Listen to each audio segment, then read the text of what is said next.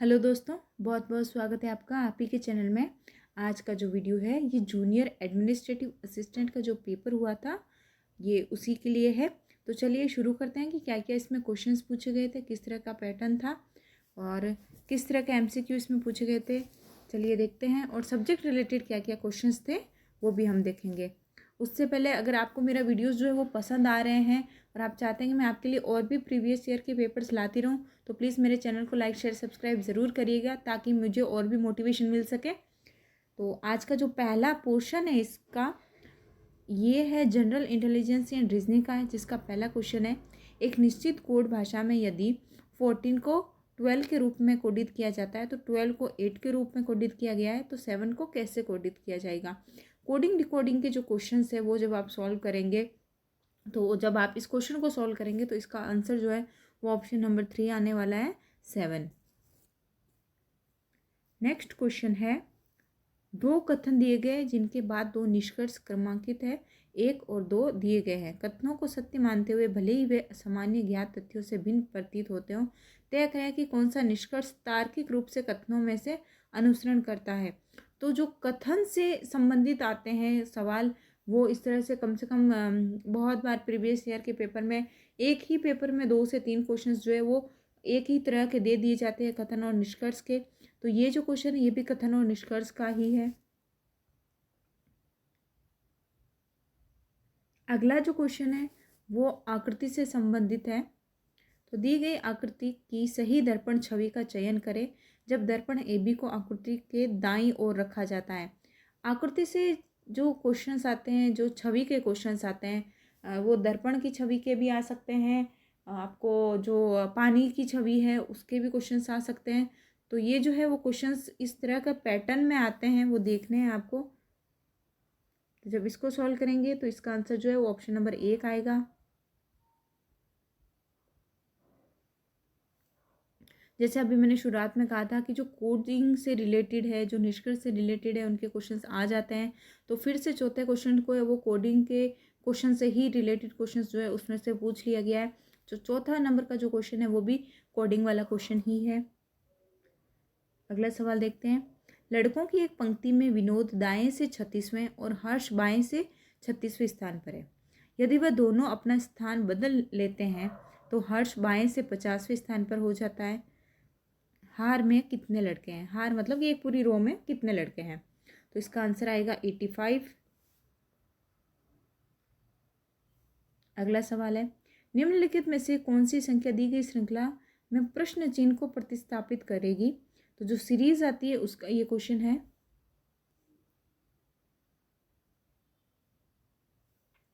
अगला सवाल है 5 मित्र A B C D और E पूर्व दिशा की ओर मुख करके एक हार में बैठे हैं। D B के ठीक दाएं और बैठा है। C A और E के बीच में बैठा है। A B का पड़ोसी नहीं है। C के ठीक बाएं और कौन बैठा है। तो आप जब इसे, ये सीटिंग अरेंजमेंट का क्वेश्चन है, तो जब आप इसे सॉल्व करेंगे तो ऑप्शन नंबर 2 आएगा, A। C के ठीक बाएं और कौन बैठा है, तो C के ठीक बाएं और A बैठा है।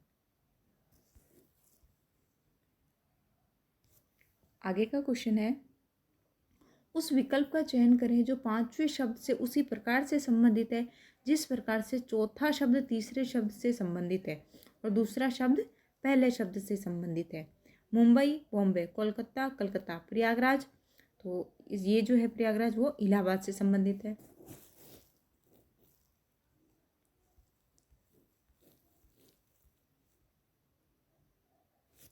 आकृति का ही क्वेश्चन है अगला वाला।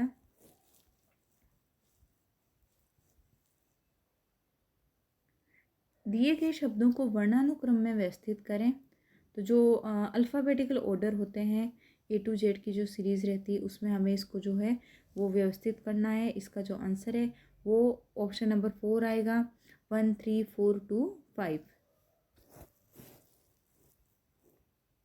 फिर से एक क्वेश्चन जो है वो कोडिंग डिकोडिंग का दे दिया है अगला वाला।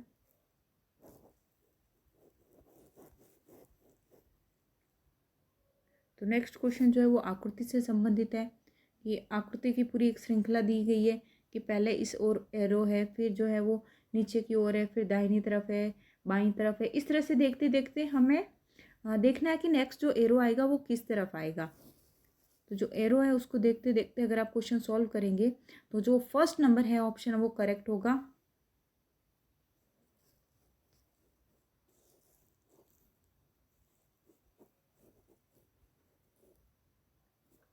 तस्वीर में एक महिला की ओर इशारा करते हुए नीरज ने कहा, वह मेरे पिता के इकलौते पुत्र की पुत्री है।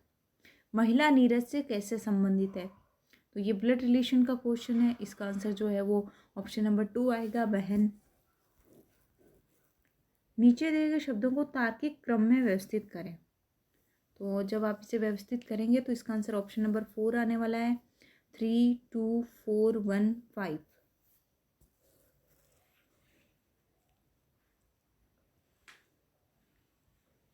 आगे का जो सवाल है वो भी ब्लड रिलेशन से ही संबंधित है,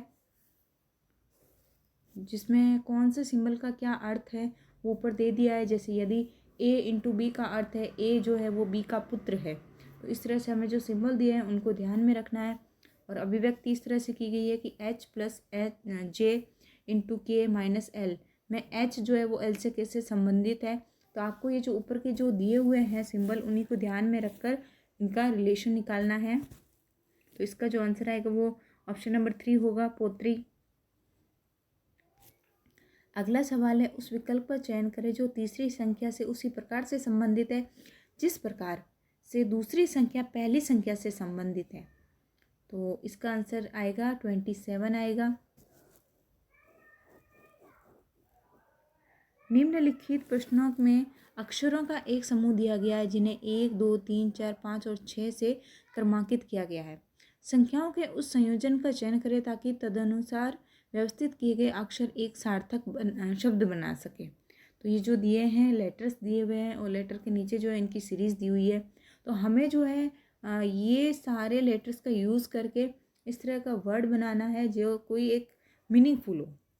तो इसका आंसर जो है वो ऑप्शन नंबर 3 आएगा, 2 4 1 3 6 5।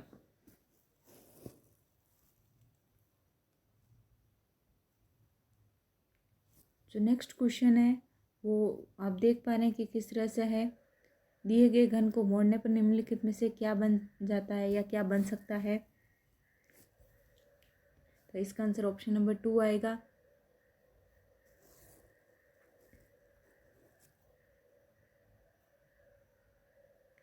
निम्नलिखित में से कौन सा अक्षर संख्या समूह दी की श्रृंखला में प्रश्न चिन्ह को प्रतिस्थापित करेगा।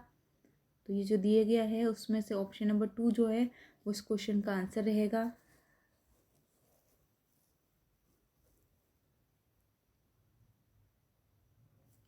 प्रश्न आकृति के समान आकृति का चयन करें। तो आकृति जो दी है उसमें से आपको देखना है कौन सी जो है वो समान आकृति लग रही है।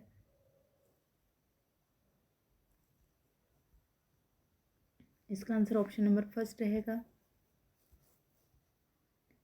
निम्नलिखित में से कौन सा अक्षर दी की श्रृंखला के प्रश्न चिन्ह को प्रतिस्थापित करेगा। तो ए फिर क्वेश्चन मार्क है, UROL। तो इसमें जो है वो आप इसको सॉल्व करना है आपको, और सॉल्व करने पे जो है ऑप्शन नंबर 4 X आएगा इसका आंसर। उस विकल्प का चयन करें जो पांचवें शब्द से उसी प्रकार से संबंधित है जिस प्रकार से चौथा शब्द तीसरे शब्द से संबंधित है और दूसरा शब्द पहले शब्द से संबंधित है। तो छठ पूजा बिहार, उगादी आंध्र प्रदेश, लोहड़ी तो लोहड़ी जो है वो पंजाब से संबंधित है, या पंजाब जो है वो लोहड़ी से संबंधित है। उस विकल्प का चयन करें। ये जो है वो भी इसी तरह से जैसे हमने ऊपर का क्वेश्चन पढ़ा है, पक्षी घोंसला, मधुमक्खी छत्ता, कुत्ता। तो ये जो है वो श्वानालय रहेगा इसका आंसर। श्वान मतलब कुत्ता होता है। ये जो है वो भी पहले के जो क्वेश्चन थे वो किसी तरह से संबंधित थे, उसी तरह से ये भी संबंधित क्वेश्चन हैं लेकिन तर्क वाले हैं, उस तरह के हैं कि आपको सॉल्व करना पड़ेगा। तो इसका जब आप आंसर निकालेंगे तो ऑप्शन नंबर 2 आएगा, 8960। फिर से जो है वो कथन और निष्कर्ष का क्वेश्चन दिया गया है। आगे का क्वेश्चन जो है वो भी श्रृंखला में जो प्रश्न चिन्ह है वो हमें देखना है कि आगे क्या आएगा। तो एक टाइप के जो क्वेश्चन है वो कई बार एक ही पेपर में 2 से 3 बार पूछ लिए जाते हैं।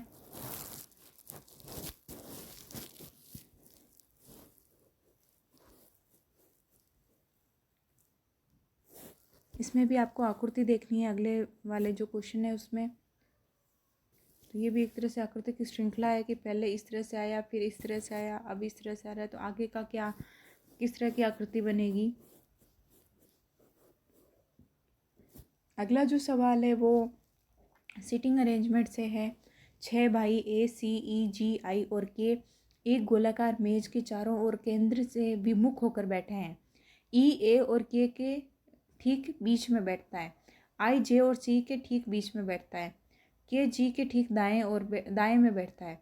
सी के ठीक बाएं में कौन बैठा है। तो जब आप इसे सॉल्व करेंगे इसका आंसर जो है वो ऑप्शन नंबर फर्स्ट आने वाला है, ए।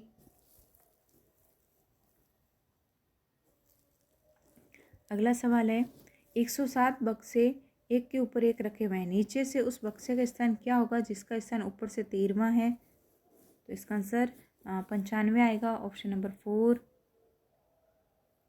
फिर जो शब्द दिया स्पॉन्टेनियस शब्द के दूसरे, 5वें और 9वें और 11वें अक्षरों का उपयोग करके कितने अर्थपूर्ण शब्द बनाए जा सकते हैं। एस से समाप्त नहीं होते, यानी कि हमें ऐसे वर्ड बनाने जो एस से ख़त्म ना हो और अर्थपूर्ण शब्द रहे। तो इसका आंसर ऑप्शन नंबर 3 आएगा। फिर से कथन और निष्कर्ष का सवाल आया है। इसके बाद जो अगला क्वेश्चन है वो भी सीटिंग अरेंजमेंट का ही है। 70 छात्रों की परीक्षा में सुप्रिया नीचे से 33वें स्थान पर है। शीर्ष से उसका स्थान ज्ञात करें। तो शीर्ष से उसका स्थान 38वां रहेगा।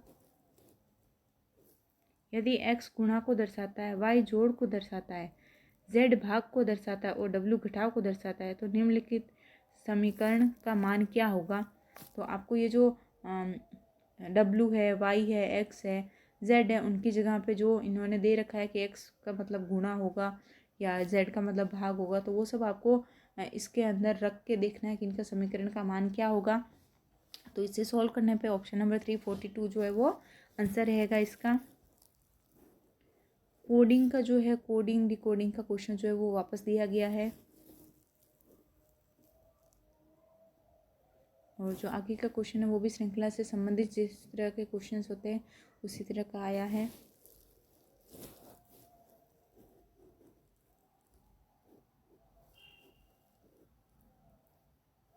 आगे का इससे क्वेश्चन जो है वो समीकरण का क्वेश्चन है।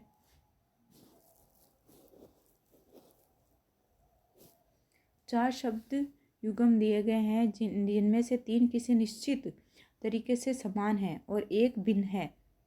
विषम शब्द युग्म का चयन करें। तो हमें जो है वो चारों को ही देखना है कि कौन सा किस प्रकार संबंधित है।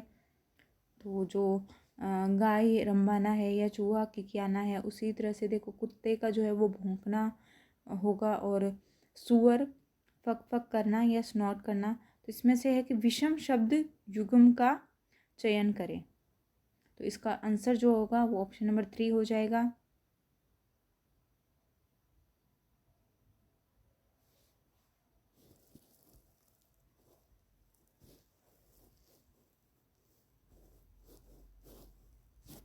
निम्नलिखित में से कौन सा अक्षर दी गई श्रृंखला में प्रश्न चिन्ह को प्रतिस्थापित करेगा। तो इसको आपको सॉल्व करना है। इसका आंसर जो है वो ऑप्शन नंबर फर्स्ट रहेगा, VF।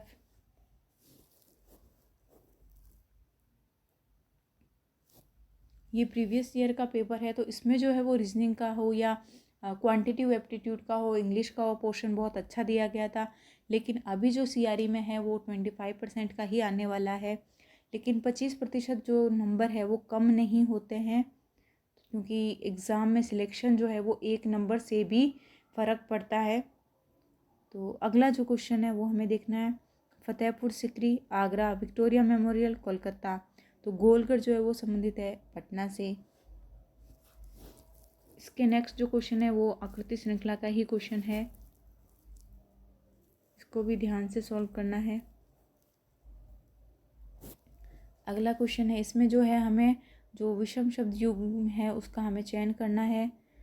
तो ये जो क्वेश्चंस दिए हैं इसका आंसर जो आएगा वो असम झूमर आएगा, जबकि बाकी जो है वो सही है। गुजरात गरबा, राजस्थान घूमर, उत्तराखंड गढ़वाली, असम, तो असम जो है वो उसमें बिहू आता है।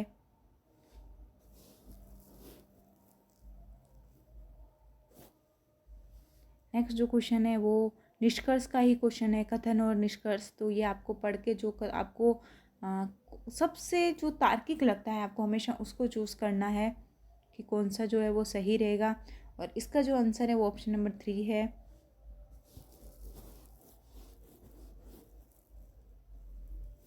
आगे का क्वेश्चंस भी जो है वो आकृति से संबंधित है। इसमें जो है वो पहला प्रश्न आकृति कोई नहीं दी गई है, बल्कि चारों ही ऑप्शन दिए गए ना। अब हमें उन ऑप्शंस में से देखना है कि कौन सी जो है वो भिन्न लग रही है, कौन सी जो है वो अलग लग रही है।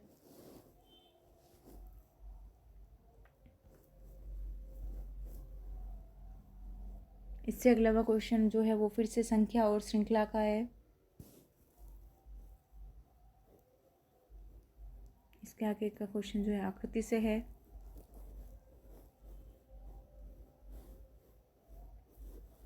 तो ये इस तरह के क्वेश्चंस थे जो रीजनिंग के हिसाब से। और अगर आप लोगों ने प्रिपरेशन कर रखी है पहले से ही, जो एग्ज़ाम देते हैं, तो उनके लिए ये जो है वो बहुत बड़ी बात नहीं होगी, या कोई बहुत हार्ड क्वेश्चंस नहीं थे। आप लोग इसे बहुत आसानी से सॉल्व कर सकते हैं। आगे का जो क्वेश्चन है वो जनरल अवेयरनेस का है। तो इसका पहला क्वेश्चन है, फरवरी 2022 में विक्रम साराभाई अंतरिक्ष केंद्र के निदेशक कौन है? तो इसका आंसर है doctor S Unnikrishna Nair. Next question है, किस राजवंश ने गुप्तोत्तर काल के दौरान उत्तर भारत पर शासन किया था और जिसे अक्सर समकालीन गुप्त कहा जाता है? तो इसका आंसर जो है वो मौखरी राजवंश आएगा। स्वर्णिम चतुर्भुज भारत के किन प्रमुख महानगरों को जोड़ने वाला एक राजमार्ग संचाल है, यानी कि नेटवर्क है? तो ये जो है ये दिल्ली, मुंबई, कोलकाता, चेन्नई आएगा इसका आंसर। 2011 की जनगणना के अनुसार भारत के किस राज्य में साक्षरता दर सबसे अधिक है? तो इसका आंसर जो है वो केरल रहेगा। निम्नलिखित में से कौन बचत जुटाने और उन्हें अर्थव्यवस्था के विभिन्न क्षेत्रों में निवेश की ओर ले जाने में महत्वपूर्ण भूमिका निभाता है? तो जो है इसका आंसर जो है वित्तीय संस्थाएं आएगा। दिल्ली सल्तनत की पहली महिला शासक कौन थी जिसने 1236 एडी से 1240 एडी तक शासन किया? तो ये जो है वो रजिया सुल्ताना थी। कौन सी फसल भारत की मुख्य खाद्य फसल है और मुख्य रूप से खरीफ मौसम के दौरान उगाई जाती है? तो इसका आंसर जो है वो चावल है। भारतीय स्वतंत्रता अधिनियम जिसने भारत को स्वतंत्रता प्रदान की, किस वर्ष में अधिनियम किया गया था? तो ये जो है 1947 में किया गया था। कौन सा रेगिस्तान भारत के उत्तर पश्चिमी क्षेत्र में स्थित है और रेत के टीलों की विशाल विस्तार के लिए जाना जाता है? तो ये जो रेगिस्तान है वो थार रेगिस्तान है। भारत में कौन से 4 महानगर हैं? तो मुंबई, चेन्नई, कोलकाता, दिल्ली इसका सही आंसर है। 2030 तक भारत ने सकल घरेलू उत्पाद की उत्सर्जन तीव्रता को कितना कम करने का वादा किया है? तो ये जो है वो 43 से 45% आंसर है इसका। मानव विकास सूचकांक यानी HDI एक समग्र माप है जिसका उपयोग किन संकेतकों के आधार पर किसी देश की विकास स्थिति का आकलन करने के लिए किया जाता है? तो इसका आंसर ऑप्शन नंबर 3 है करेक्ट। जीवन प्रत्याशा, शिक्षा और प्रति व्यक्ति सकल राष्ट्रीय आय।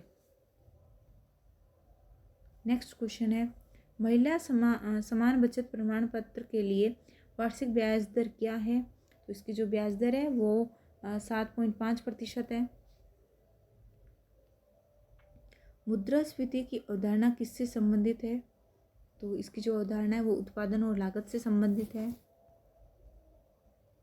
12वीं शताब्दी एडी के किस महान भारतीय गणितज्ञ और खगोलशास्त्री को उनके कार्य आर्यभट्टीय और आर्यभट्ट सिद्धांत के लिए जाना जाता है? तो इनका आंसर जो है वो आर्यभट्ट होगा। 11वें अर्थ अवार्ड केयर में वर्ष 2022 के लिए समुदाय आधारित जलवायु कार्रवाई के लिए पुरस्कार किसने जीता है? इसका आंसर है ग्राम विकास। किस नृत्य शैली की विशेषता जटिल हाथ मुद्रा और चेहरे के भाव है? तो इसका आंसर है भरतनाट्यम। स्टार्टअप इंडिया योजना के तहत 31 दिसंबर 2022 तक वित्त पोषण के लिए स्वीकृत हुई कुल राशि क्या है? तो इसका आंसर है 450 करोड़ से 500 करोड़। आर्थिक विकास का कौन सा पहलू ग्रामीण क्षेत्र में रहने की स्थिति और आर्थिक अवसरों को बढ़ाने पर केंद्रित है? तो इसका आंसर ग्रामीण विकास। भारत में केंद्र शासित प्रदेशों की संख्या कितनी है? तो इसका आंसर है 8। कौन सा जैन त्योहार भगवान महावीर के आध्यात्मिक जागरण की स्तुति करवाता है और प्रार्थना, ध्यान और धर्मार्थ कृत्यों द्वारा मनाया जाता है? तो ये जो है वो महावीर जयंती होगा इसका आंसर। भारतीय रिजर्व बैंक विनिमयन और पर्यवेक्षण के लिए जिम्मेदार है? तो इसका आंसर है भारत की मौद्रिक नीति। भारत का कौन सा सांस्कृतिक त्योहार फसल के मौसम की शुरुआत का प्रतीक है और रंगीन पतंगों को उड़ा के मनाया जाता है? तो ये जो है वो मकर संक्रांति है।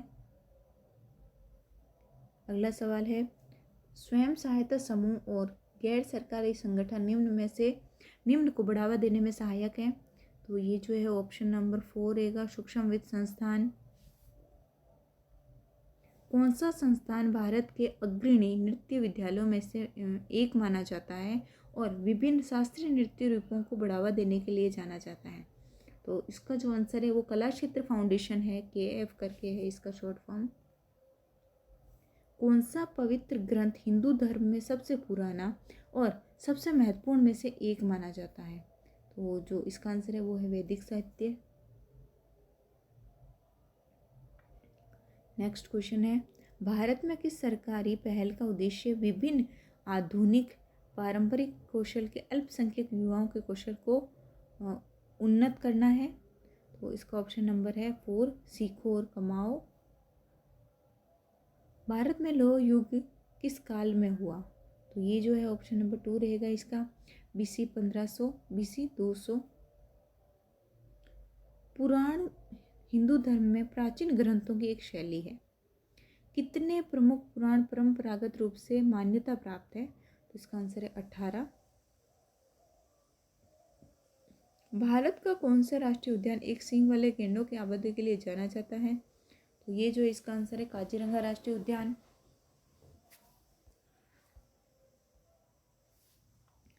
कोवैक्सीन को कोविड महामारी के दौरान किस भारतीय कंपनी द्वारा विकसित किया गया था? तो इसका आंसर है भारत बायोटेक।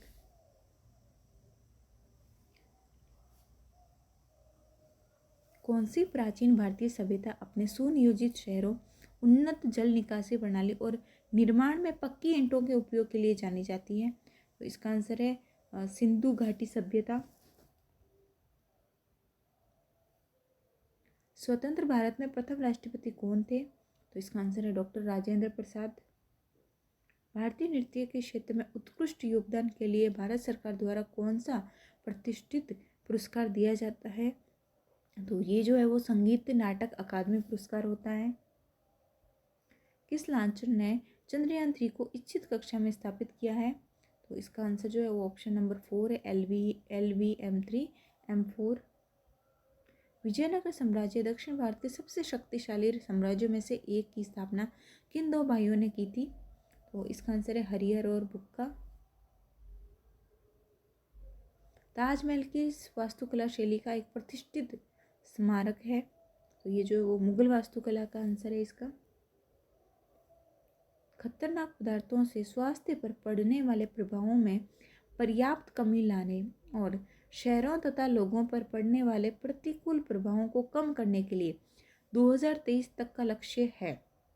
तो इसका आंसर है वो 3.9 और 11.6।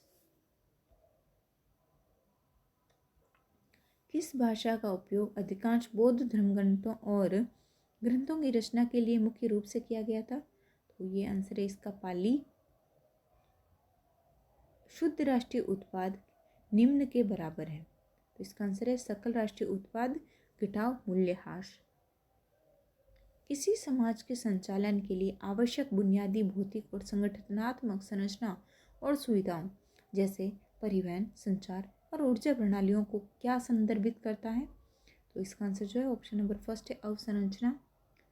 कौन सा इसरो केंद्र अंतरिक्ष यान के लिए इलेक्ट्रो ऑप्टिक सेंसर और ऑप्टिक्स के डिज़ाइन, विकास और उत्पाद के लिए जिम्मेदार है? तो इसका आंसर इलेक्ट्रो ऑप्टिक सिस्टम के लिए प्रयोगशाला। भांगड़ा नृत्य शैली भारत के किस राज्य से संबंधित है? ये पंजाब से संबंधित है। कपड़ा उद्योग में प्रमुखता के कारण भारत के किस शहर को पूर्व का मैनचेस्टर कहा जाता है? तो ये अहमदाबाद आएगा इसका आंसर। भारत में कौन सा मौसम गर्म और शुष्क मौसम की विशेषता वाला होता है जो उच्च तापमान और शुष्क परिदृश्य के लिए जाना जाता है? तो इसका आंसर ग्रीष्मकाल। ब्रह्म समाज एक सामाजिक धार्मिक सुधार आंदोलन की स्थापना 1828 में किसके द्वारा की गई थी?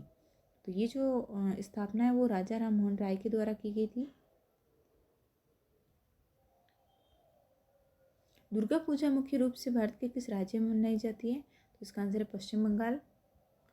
भारत के बिहार राज्य में बार बार आने वाली बाढ़ के कारण किस नदी को बिहार का शोक कहा जाता है? इसका आंसर है कोसी नदी। 1925 में हिंदू राष्ट्रवादी संगठन राष्ट्रीय स्वयंसेवक संघ की स्थापना किसने की? इसका आंसर है केशव बेलीराम हेडगेवार। ऋग्वेद वैदिक साहित्य का सबसे पुराना और सबसे महत्वपूर्ण पाठ है। ऋग्वेद में कितने सूक्त पाए जाते हैं? इसका आंसर है 1028। नेक्स्ट जो क्वेश्चन है वो क्वांटिटिव एप्टीट्यूड का है। जो यदि एक सम बहुभुज के विकर्णों की संख्या 20 है तो बहुभुज के सभी आंतरिक कोणों का योग क्या है? तो इसका आंसर 1080 है। रवि ने बोर्ड पर प्रथम 19 प्राकृतिक संख्याएं लिखी। मोहन ने एक संख्या को मिटा दिया। यदि शेष 18 संख्याओं का औसत 10 हो जाता है तो मोहन द्वारा कौन सी संख्या मिटाई गई थी? जब इसे सॉल्व करेंगे इसका आंसर 10 आएगा। एक अर्धगोले की त्रिज्या 7.7 सेंटीमीटर है, इसका आयतन क्या होगा? इसका आंसर भी आएगा आपके 956.54 सेंटीमीटर। जब आप इसे सॉल्व करेंगे तो इसका आंसर जो है वो आप निकाल पाएंगे। फिर आगे का जो क्वेश्चन है वो भाज्य और अभाज्य संख्याओं का है। माध्य क्या होगा इनका? 10 से 30 के बीच अभाज्य संख्याओं का माध्य क्या होगा? तो इसका आंसर 18.6। यदि 40% तथा 40% की क्रमिक छूट दी जाए, 2 क्रमिक छूट दी जाए तो निवल नेट या छूट क्या है? तो इसका आंसर है 64% या 64%। एक 280 मीटर इंटू 90 मीटर का आयताकार बगीचा है। एक 6 मीटर चौड़ा पथ बगीचे के बाहर बनाया जाता है, तो पथ का क्षेत्रफल क्या होगा? तो इसका आंसर भी आप सोल्व करेंगे तो ऑप्शन नंबर 2 आएगा। फिर जो है आगे का क्वेश्चन है, 2 उम्मीदवारों के बीच हुए एक चुनाव में यश को कुल मान्य मतों से 62% मत मिले। यदि कुल मत 22,000 हैं तो कुल मतों के 20% को अमान्य घोषित किया जाता है, तो दूसरे उम्मीदवार अमित को कितने मान्य मत मिले होंगे? तो जो है इसका आंसर आएगा ऑप्शन नंबर 3, 6,6,8,8। फिर जो है वो मूल्य और छूट से संबंधित क्वेश्चन ये आगे आपको जो है वो वस्तु की कीमत ज्ञात करने के क्वेश्चंस भी पूछे जाते हैं। मूल संख्या क्या होगी वो पूछे जाएंगे। कोण से संबंधित जो क्वेश्चंस है वो भी पूछे जा सकते हैं।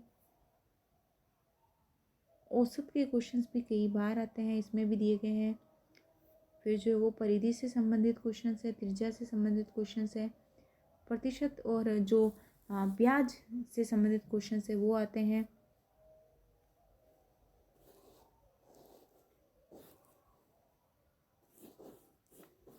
जैसे कि आप देख पा रहे हैं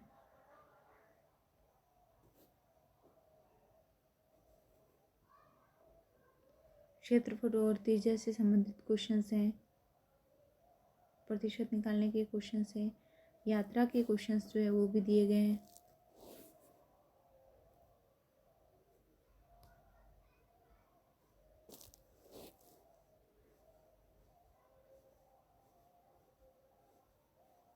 ब्याज के क्वेश्चंस आ सकते हैं, भले वो फिर साधारण ब्याज हो, चक्रवृद्धि ब्याज हो। स्क्वायर रूट के क्वेश्चंस आते हैं, थीटा से संबंधित क्वेश्चंस भी जो है वो इससे पूछे गए थे। ये जो है वो पूरा सिलेबस पहले से दे दिया गया था कि क्या क्या आपके सिलेबस में कवर होगा, किस तरह से आपको क्वेश्चंस पूछे जा सकते हैं।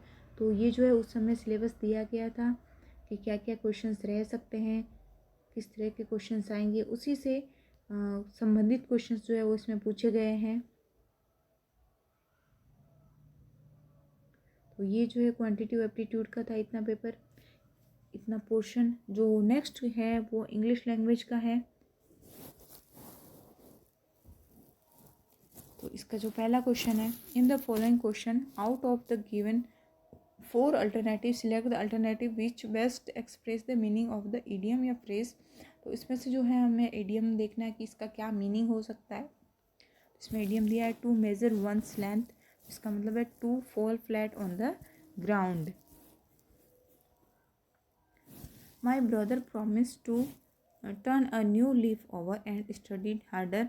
तो जो अंडरलाइन सेगमेंट है हमें उसके लिए चूज़ करना है। तो इसका जो ऑप्शन नंबर 3 है to turn over a new leaf, ये आंसर आएगा इसका। Choose the sentence with no spelling error. तो जो ऑप्शन नंबर 3 है, the lawyers feeling was found a reference legal case that didn't exist.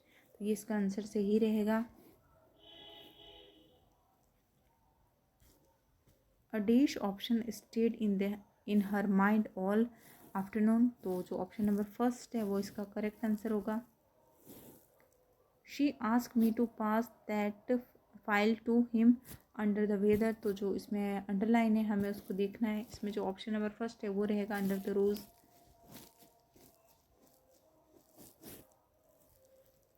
Fall between two stool, तो इसका क्या मतलब होता है, ये भी एक इडियम है। तो इसका आंसर है in a state of uncertainty. Spelling error देखना है, जिसमें हमें ये देखना है कि नो स्पेलिंग एरर किस में है, यानी बिल्कुल भी किस में स्पेलिंग एरर नहीं है। ऑप्शन नंबर जो फर्स्ट है वो करेक्ट होगा इसमें। On his pale face the freckles showed clearly. तो जो पेल है उसकी स्पेलिंग PALE रहेगा।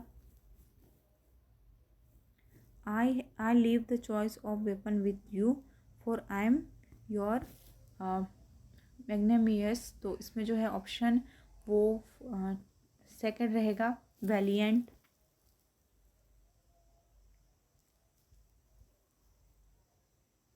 नीति said to her mother I am sorry for failing in the exam.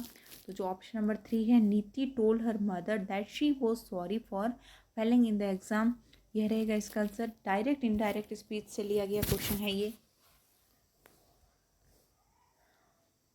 अगला जो सवाल है, he dash the Indian air force to start his own business 20 years ago. तो जो ऑप्शन नंबर फर्स्ट है, हेड लेफ्ट, वो करेक्ट होगा इसका। जो नेक्स्ट क्वेश्चन है, choose the word that is opposite in meaning to the given word. तो जो एक्सट्रैक्ट है उसका मतलब होगा प्लेस। हमें अप्रोप्रिएट जो ऑप्शन है वो हमें देखना है। इसमें फिलअप दिया है, तो दोनों ही फिलअप में कौन से क्वेश्चन कौन से जो है वो आएगा ऑप्शन में से, वो देखना है।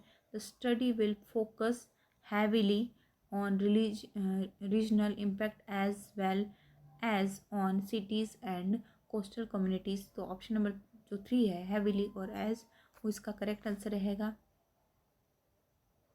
नेक्स्ट क्वेश्चन है अप्रोचेबल। तो हमें इसका जो है अपोजिट फाइंड करने के लिए दिया है। तो ऑप्शन नंबर जो ऑप्शन नंबर जो 2 है वो करेक्ट रहेगा। आगे जो है वो ब्लैंक्स दी हुई है, जिसमें से हमें उस पूरी ब्लैंक को उसके अनुरूप देखना है कि क्या आ सकता है। तो जब आप इसे पढ़ेंगे तो आप इसमें जो ऑप्शन नंबर जो फर्स्ट है उससे चूज़ करेंगे। Select the most appropriate option for blank 3, यानी जो तीसरे नंबर की खाली जगह है उसमें जो है वो स्टेज आएगा, STAGE। इन सब में हमें स्पेलिंग का ध्यान भी रखना होता है। फिर जो है correct passive form of the given sentence, तो हमें उसको सिलेक्ट करना है कौन सा करेक्ट है इसमें sentence. Parth has eaten the melons. तो इसका आंसर होगा the melon have been eaten by Parth. ये ऑप्शन नंबर 4 जो है वो करेक्ट होगा। ब्लैंक्स का जो ऊपर पूछा गया था उसी का पोर्शन में से नीचे पूछा गया है कि जो 4 नंबर की ब्लैंक है उसमें क्या आएगा, तो उसमें जो वो सीज़न आएगा। Choose the word that is opposite in meaning to the given word arrest, तो इसका जो ऑप्शन नंबर फर्स्ट होगा वो करेक्ट होगा। ऊपर से जो फिल इन द ब्लैंक्स दी हुई थी उसी में से क्वेश्चन पूछा गया है, तो अब हमें जो है वो जो सेकंड नंबर की ब्लैंक है उसको देखना है, तो उसमें जो है वो ऑप्शन नंबर 3 आएगा, पॉपुलैरिटी करेक्ट आंसर आएगा।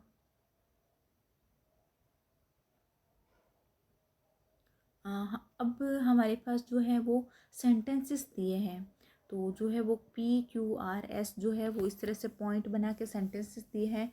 तो इसको जब आप पढ़ेंगे तो हमें इसको एक पैराग्राफ के रूप में देखना है कि कौन सी लाइन किसके बाद आ सकती है, कौन सी लाइन किसके पहले आएगी। जब भी कोई ऐसा जब अलग अलग वाक्य दिए जाते हैं या इंग्लिश में सेंटेंसेस दिए जाते हैं तो हमें देखना है कि उसका एक मीनिंगफुल पैराग्राफ बने। तो जब आप इसका पैराग्राफ बनाएंगे तो इसका आंसर जो है वो ऑप्शन नंबर फर्स्ट रहेगा। क्यू वाला जो है वो लाइन पहले आएगा, फिर पी की लाइन आएगी, फिर एस की आएगी और फिर आर की आएगी। जो नेक्स्ट है वो सिनोनिम पूछा गया है। The invention of photography did not replace painting, तो ये जो है इसका आंसर आएगा क्रिएशन। अगला सवाल है select the correct passive form of the given sentence, तो he will see you at the terminal, तो इसका आंसर ऑप्शन नंबर 2 आएगा, you will be seen by him at the terminal. Next question है the cat that jump on to the neighbours balcony was yours dash question mark, तो wasn't it, यानी कि जो हम कुछ एक भाव ऐसा होना चाहिए कि क्वेश्चन पूछ रहा है कि वो तुम्हारी थी या नहीं, इस तरह के भाव से आप इस क्वेश्चन को देखेंगे। तो जो ऑप्शन नंबर 2 है वो इसका करेक्ट आंसर रहेगा। अब जो है वो स्पेलिंग टेस्ट है एक तरह से, choose the incorrectly spelled word, तो इसमें से जो गलत स्पेलिंग है हमें उसको चूज़ करना है, तो इसका ऑप्शन नंबर 3 आएगा असेसमेंट। नेक्स्ट जो क्वेश्चन है वो डायरेक्ट इनडायरेक्ट स्पीच का है।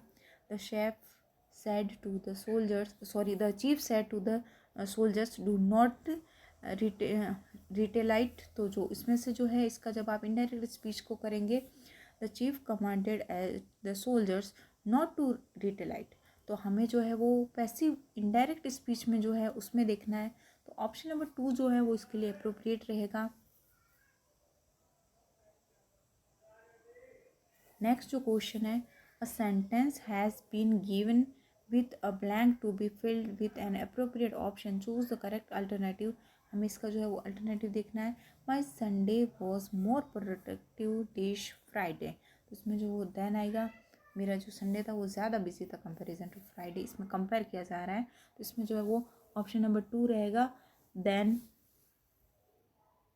नेक्स्ट जो क्वेश्चन है choose the word that can substitute the given group of word, तो जो है द स्टडी ऑफ इंक्रिप्शंस, तो इसका जो है ऑप्शन नंबर 2 आएगा एपिग्राफी, इसका जो है वो आंसर रहेगा।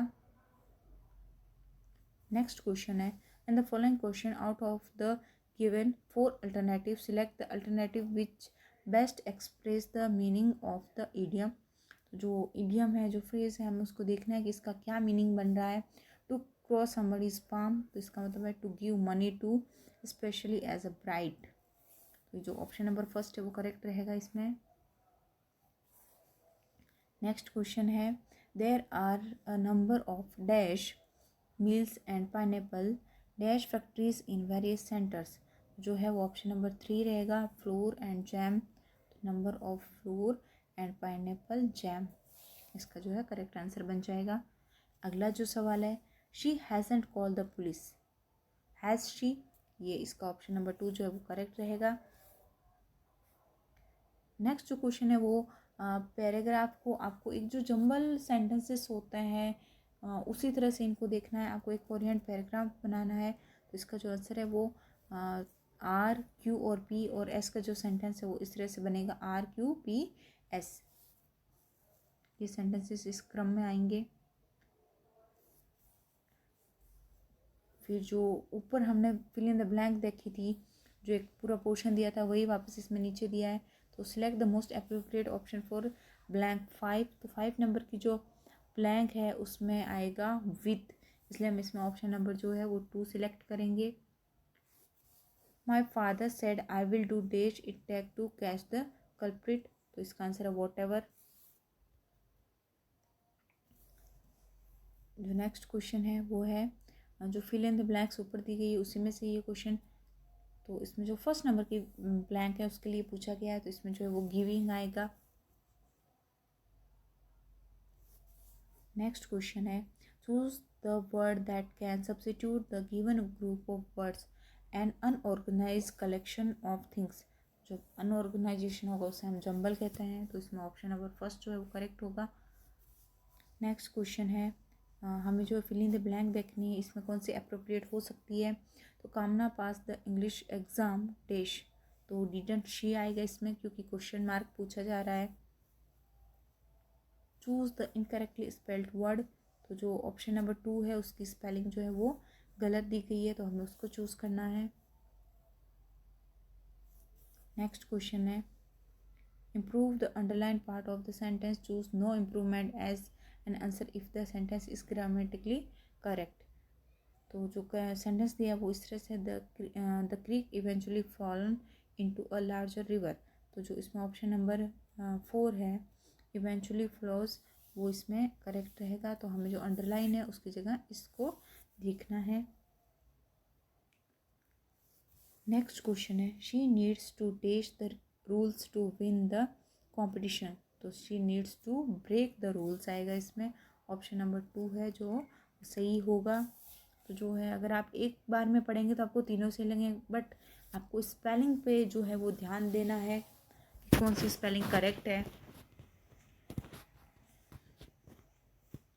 नेक्स्ट क्वेश्चन है the line was silent for so long that she checked her phone to see if the call have been dropped। तो जो अंडरलाइन है उसमें हमें देखना है कि कोई इसको इम्प्रूव करने की ज़रूरत है या नहीं है, तो इसमें जो है वो ऑप्शन नंबर 3 आएगा if the call had been dropped आएगा इसमें।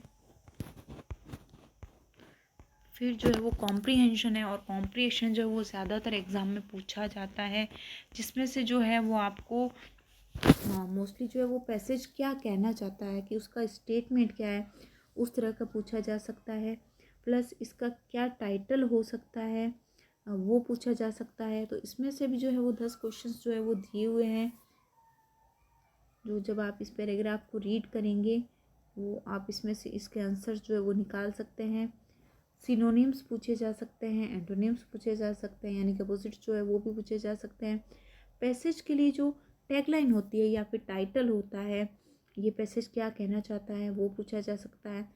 पैसेज में अगर स्पेसिफिक डेटा रहता है कि एग्जाम्पल के लिए कि ये घटना जो है वो 2016 में हुई, फिर नीचे पूछा जा सकता है कि ये घटना कब हुई, तो आपको जो है उन चीज़ों को भी ध्यान में रखना है कि ईयर भी जो है उसमें पूछा जा सकता है। पैसेज में वही चीज़ पूछी जाएगी जो उसमें ऑलरेडी उसमें दी होगी, तो आपको उसको ध्यान से पढ़ना है और उसी के माध्यम से आपको जो है वो आप जो पैसेज को जो नंबर होते हैं वो बड़े ही आप आसानी से ले सकते हैं। कॉम्प्रिहेंशन ऐसी चीज़ होती है जो आप नंबर जो है वो आपको दिला सकती है अच्छे से, तो आपको जो है अपने कॉम्प्रिहेंशन की भी तैयारी रखनी है, पूछे जा सकते हैं उसमें से भी। तो ये जो है वो इंग्लिश का पोर्शन था। फिर आगे जो है इस एग्ज़ाम में मॉक टाइपिंग वगैरह हुई थी, तो अगर आपकी स्किल टेस्ट है जब जो कि आप इस बार जो है नया जो नोटिस निकला था उसमें जो JO है उनके लिए भी स्किल टेस्ट दे दिया गया था, LDC UDC उनके लिए भी स्किल टेस्ट वगैरह दिया गया था। तो आप जिस भी तरह का पेपर देने वाले हैं आप अपने आप को देख लीजिएगा कि आपकी जो है एग्ज़ाम के बाद में स्किल टेस्ट है या टाइपिंग टेस्ट, स्किल टेस्ट में कुछ भी पूछा जा सकता है आपसे, तो उस बात को भी आपको ध्यान में रखना है। और मेरे वीडियोज़ तक तो जो है वो आप तक पहुंचते ही रहेंगे ताकि आपकी तैयारी भी और अच्छे से हो सके, और मैं भी जो है आप तक जो है अपने वीडियोस पहुंचाती रहूँगी आपकी तैयारी को बूस्ट करने के लिए। So thanks for watching, please like share and subscribe.